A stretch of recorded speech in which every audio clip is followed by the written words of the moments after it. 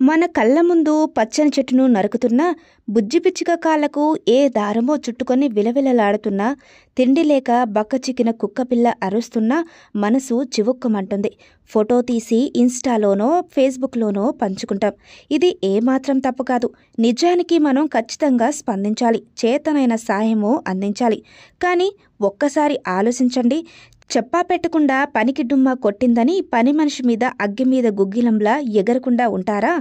Apartment parking ప్లేస్లో వేరే వాళ్ళు పొరపాటునో తొందరలోనో వాళ్ళ బండి పార్క్ చేస్తే ఊరుకుంటారా? అక్కడికి వాళ్ళు మన రాజ్యంలోనికి చొరబడిపోయినట్లు ఫీల్ అయి వాచ్ మీదన అంతెత్తున లేస్తాం. సెలవు రోజున లేజీగా ఆన్లైన్లో ఆర్డర్ పెట్టినా ఫుడ్ తేవడం 2 నిమిషాలు లేట్ అయితే మనం ఆర్డర్ పెట్టింది నిజంగా అమృతమైనట్లు, ఈ ఆలస్యం వల్ల అది విషమైనట్లు డెలివరీ బాయ్ మీద ఒంటి కాల మీద విరుచుకుపడతాం. షాపింగ్ మాల్స్లో నోరు మూసుకొని వేలకు వేలు సమర్పించే మనం వీధి చివర ముసలమ్మ అమ్మే కొత్తిమీర కట్టను కొనేటప్పుడు మాత్రం గీచి బేరాలాడతాం. పిల్లలు దేవుడితో సమానమని వేదికల మీద ఉపన్యాసాలు ఇస్తాం. మన ఇంటి ముందు ఎవరైనా పిల్లలు ఆటలాడితేనేమో పక్కకెళ్ళి ఆడుకుండని కసురుకుంటాం. మూఢనమ్మకాలు నమ్మమని చెప్తాం. పిల్లి ఎదురొచ్చిందని పిచ్చుదిట్లు తిట్టుకుంటాం.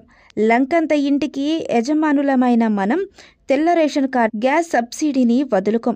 అందరూ బాగుండాలి, అందులో నేనుండాలని సోషల్ మీడియా ఖాతాలో తాటికాయంత అక్షరాలతో ట్యాగ్లైన్లు తగిలించుకుంటాం. కానీ వ్యాపారంలోనో ఉద్యోగంలోనో ఎవరైనా మనకు పోటీ వస్తున్నారనిపిస్తే చాలు ఈర్ష్య, అసూయ, ద్వేషాలతో రగిలిపోతాం. అలా అని మనమంతా పూర్తిగా చెడ్డవారేమీ కాదు. ఎందుకంటే బేసిక్గా మనిషి మంచోడే. ఎవరైనా బైక్ స్టాండ్ తీయకుండా వెళ్తుంటే బ్రో స్టాండ్ అని అరిచి మరీ చెప్తాం. అదే బైక్ వెనుక అమ్మాయి చున్నీనో చీర కొంగునో వేలాడుతుంటే అమ్మ కాస్త చూసుకో అని సొంత చెల్లికి చెప్పినట్లు చెప్తాం. ఎంత అర్జెంటు పనిలో ఉన్నా ఎవరైనా ఆపి గురు కాస్త ఈ అడ్రస్ ఎక్కడో చెప్పరు అని అడిగితే లెఫ్ట్కి వెళ్ళి రైట్ తిరిగి అంటూ ఓపిగ్గా సమాధానమిస్తాం.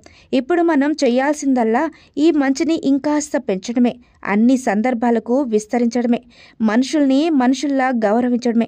వీలైతే కాదు, వీలు చేసుకొని మనుషుల్ని ప్రేమిద్దాం. పోయేదేముంది, మహా అయితే వాళ్ళు తిరిగి ప్రేమిస్తారు. మరి ఇంకెందుకు ఆలస్యం, మనం ప్రేమలో పడిపోదామా?